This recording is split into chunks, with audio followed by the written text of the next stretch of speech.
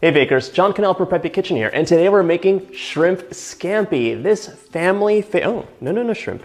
You stay on the plate.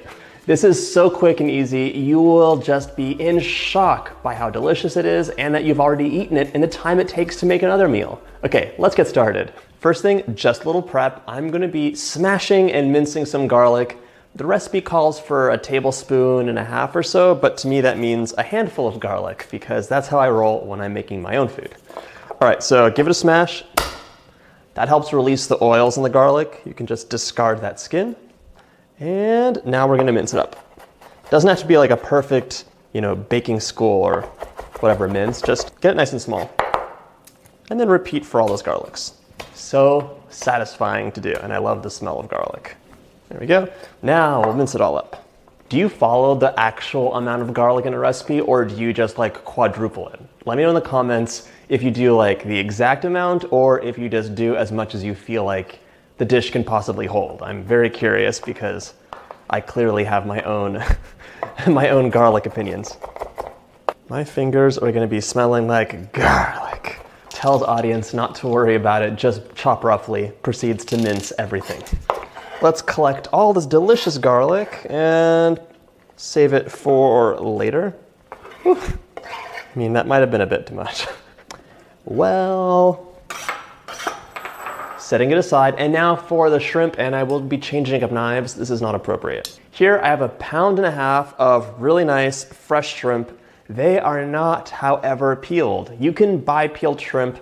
That's totally personal choice, and they cost roughly the same, but it totally depends. So to peel a shrimp, let's go over this because some of you might be a bit scared. You're gonna remove the shrimp's carapace, starting from the bottom. So basically grab the little swimmerets and just peel it out. But you're not done now. No, you're not. There's something more for you to do. Well, let's do all this peeling first, and then we'll do the next step.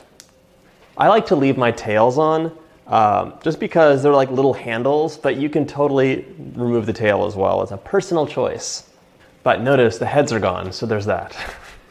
I think they're called sweet shrimp. You get them at at a sushi restaurant. They have the whole heads and the little antenna. It's all deep fried and really crunchy and delicious. All right, we'll fast forward the rest of this. Don't mind me, just making a little pasta to go with the shrimp that I'll be having for lunch later. Actually using that giant pot. Now for the deveining part. This is not the fun part, but it's the most useful part of cleaning your shrimp. Use a very sharp knife carefully and make a shallow incision along the top of the shrimp's body. Here. When you do that, you will discover, I'm not gonna call it what it is, but the shrimp's digestive tract. We're gonna lift that out and then discard that. That's trash now. And then just make sure you got all of it. So you might need to carry your incision further down a bit. Okay, so then just repeat that process over and over again until all of your shrimp are nice and clean. Okay, there we go. My shrimp is now all prepared. Before you saute your shrimp, you can pat them in some paper towels as to dry them off. That'll help them really get a nice cook as opposed to steam. But it's kind of optional. I know you've done a lot of shrimp prepped already and you might be ready to get on with the next step, so let's go. I'm adding in about 2 tablespoons of olive oil and 2 tablespoons of butter. Let it melt. While that's warming up, I'm gonna be zesting a lemon. Lemon zest is one of the most important parts of this recipe, in my opinion. Get all that zest off, don't waste any. I'm gonna add my garlic in, so much garlic. Move it around, and we're gonna cook it for about 1 minute. You don't want it to burn, you really have to watch it carefully. Okay, see it's bubbling, it smells amazing, and it's just starting to brown. That's fine, but don't let it brown too much, because then it becomes bitter. Now I'm gonna add my lemon zest in, and about 1/3 cup of white wine. Just gonna add some salt in. Don't forget the lemon juice. I'm gonna add in the juice of most of a lemon.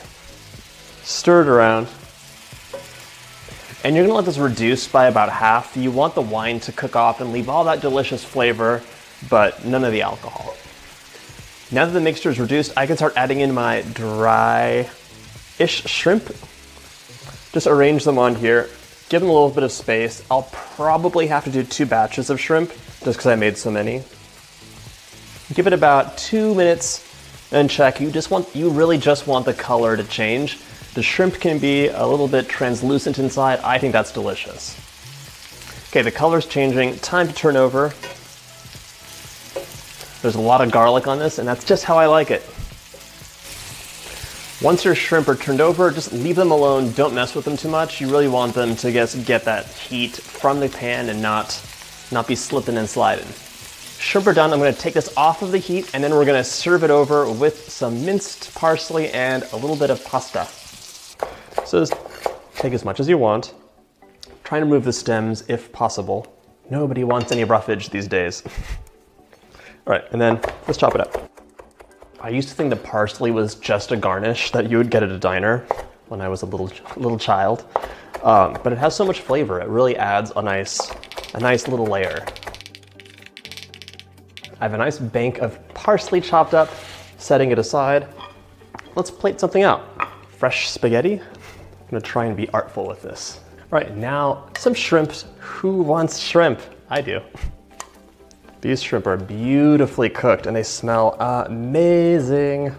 Finish the whole thing off with a liberal sprinkling of that parsley. So delicious. Okay, and you can include a little lemon wedge on the side. I just want to eat this. I don't want to talk to you anymore. Bye.